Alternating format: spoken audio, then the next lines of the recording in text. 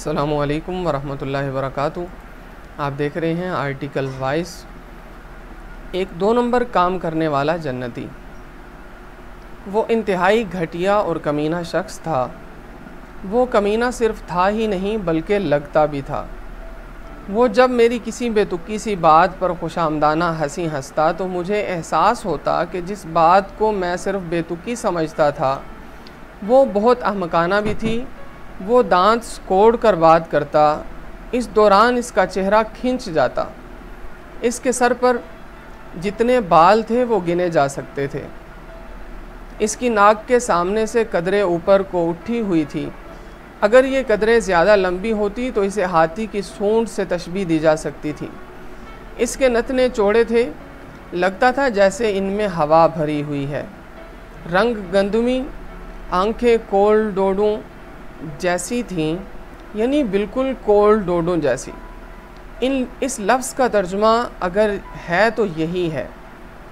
چہرہ قدرے پھولا پھولا اور تھوڑی سی توند نکلی ہوئی۔ وہ بہت امیر آدمی تھا، کروڑوں کی جائیداد تھی، لیکن اللہ نے اس پر ہر آسائش اور رزق حلال حرام کیا ہوا تھا۔ وہ نہایت سستے کپڑے پہنتا تھا، اس کا کوئی ایک روپ نہیں تھا۔ وہ دن میں موقع محل کے مطابق کتنے ہی روپ بدلتا۔ اگر اسے مجھ سے کوئی کام ہوتا تو اس کی خوش آمدانہ ہنسی نہ رکتی، اور اگر کوئی کام نہ ہوتا تو اس کا چہرہ مزید کھنچ کر پہلے سے زیادہ منحوس ہو جاتا۔ اس کا کوئی نظریہ، کوئی عقیدہ نہیں تھا، مگر بوقت ضرورت وہ ہر نظریہ اور ہر عقیدہ اوڑھ لیتا تھا۔ وہ کبھی کبھار مسجد میں بھی جاتا تھا، مگر کچھ اس طرح کہ سب نمازیوں کو اس کی آمد کی خبر ہو جاتی۔ وہ مسجد میں داخل ہوتے ہی پہلے ایک زوردار کھنگورا مارتا، جس پر نمازیوں کی نظریں اس کی طرف اٹھ جاتی۔ اس کے بعد وہ ایک سستے سے عطر کی شیشی ہاتھ میں پکڑ کر ایک ایک نمازی کے پاس جاتا اور اس کی قمیض پر یہ عطر لگاتا، جس کی وجہ سے وہ اسے ہمیشہ یاد رکھتے، کیونکہ اس عطر کا نشان عمر بھر جاتا نہیں تھا۔ عید میلاد النبی کے جلوس میں وہ عربی لباس میں ملبوس اونٹ پر سوار نظر آتا اور محرم میں کالی قمیض پہن کر پھرتا۔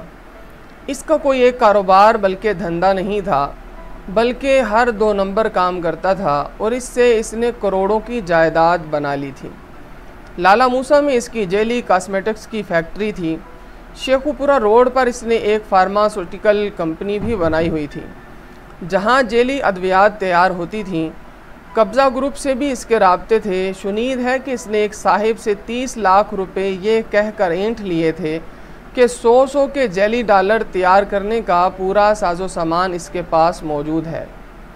چنانچہ وہ اگر اس پروجیکٹ میں شامل ہونا چاہتا تھا تو صرف 30 لاکھ کے عوض وہ دنوں میں کروڑ پتی بن جائے گا۔ ایک دن اسے مجھ سے کوئی کام تھا، سو اس روز اس کی خوش آمدانہ ہنسی دیدنی تھی۔ میں نے موقع سے فائدہ اٹھاتے ہوئے کہا، چودھری ایک بات تو بتاؤ۔ دانت نکال کر اور اپنے گول گول دیدے گھماتے ہوئے بولا، سرکار پوچھیں۔ میں نے کہا، تم 2 نمبر کام کرتے ہو، کبھی ضمیر پر بوجھ محسوس نہیں ہوا؟ یہ سن کر اس نے اپنا منہ اتنا زیادہ کھول کر کہا لگایا کہ اس کے حلق کا کوا دکھائی دینے لگا۔ اس کا جواب یہ کہا ہی تھا۔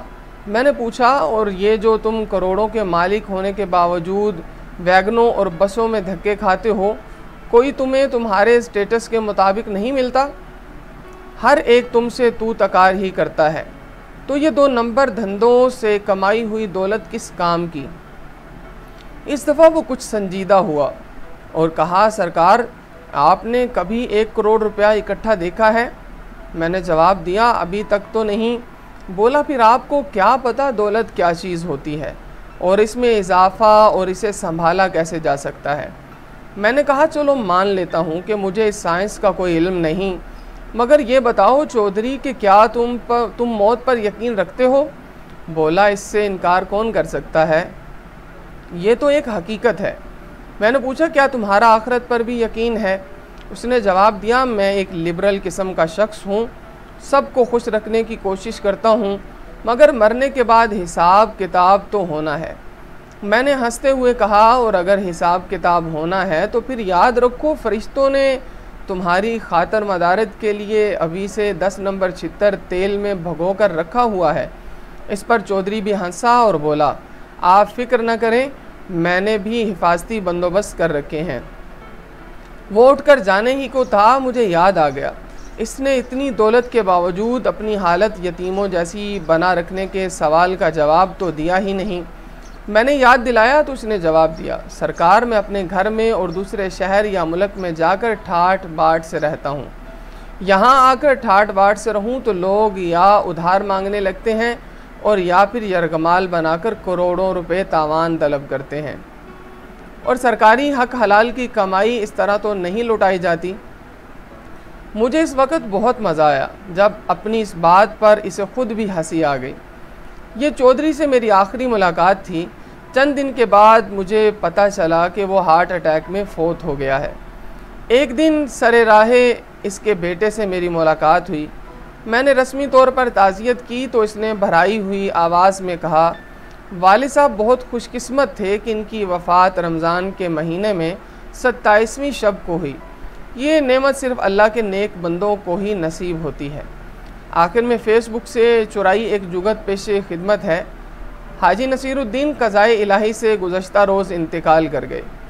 ایف بی آر کے بقایا 1,16,000 روپے جمع کروا کے ایف بی آر سے کلیئرنس لینے کے بعد ان کی نماز جنازہ ان کے آبائی قبرستان میں ادا کی جائے گی۔ لواحقین حاجی قمر الدین فائلر بیٹا، حاجی بشیر الدین فائلر بیٹا، سمیع الدین فائلر بیٹا۔ یہ تھی آج کی ہماری عبارت 1-2 نمبر کام کرنے والا جنتی۔ اگر ابھی تک آپ نے ہمارے چینل کو سبسکرائب نہیں کیا تو اسے بھی کر دیجئے اور بیل آئیکن کے بٹن کو بھی پریس کر دیجئے۔ والسلام علیکم۔ پاکستان زندہ باد، اسلام پائندہ باد۔